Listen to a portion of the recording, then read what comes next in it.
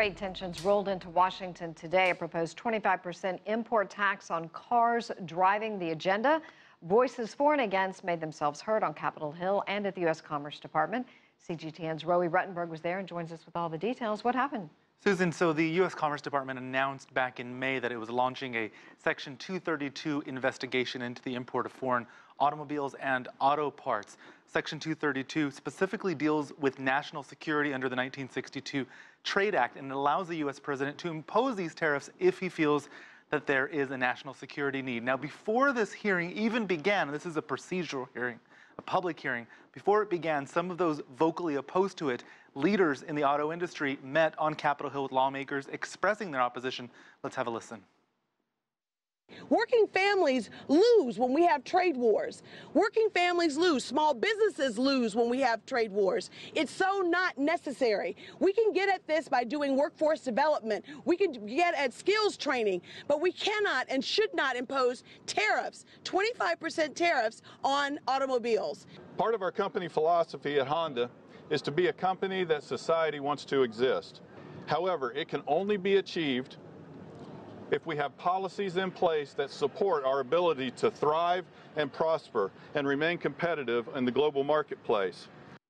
So these tariffs could potentially target some $360 billion worth of international trade, and these voices say that it would be hurtful to the U.S. economy. These are voices from automakers, producers of automobile parts. They say this is really a global product.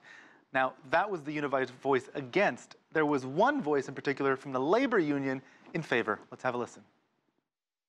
We know the automotive industry is a global industry with long, complicated, well-established supply chains.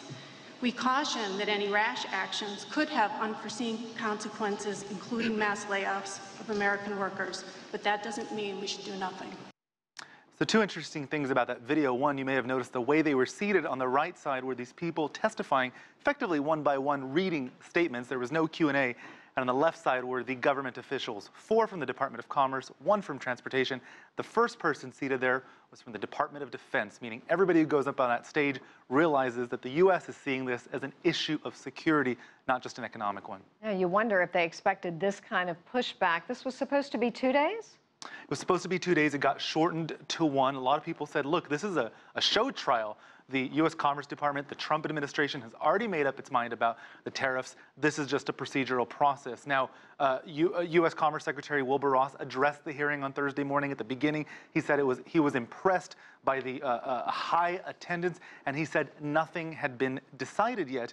But others are saying the fact that it got shortened down to 1 day shows that they're not really interested in the discussion, that they're just going through the process. And the other thing that's interesting is that in previous hearings on Section 232, when they applied steel and aluminum tariffs, there was a lot of division, half in favor, half opposed. Here, there was really unified opposition, except for the United Auto Workers, against this process. So maybe the Commerce Department just didn't want 2 days of people telling them this is a bad idea. They don't want the pushback. All righty, Roee Ruttenberg, thank you for that.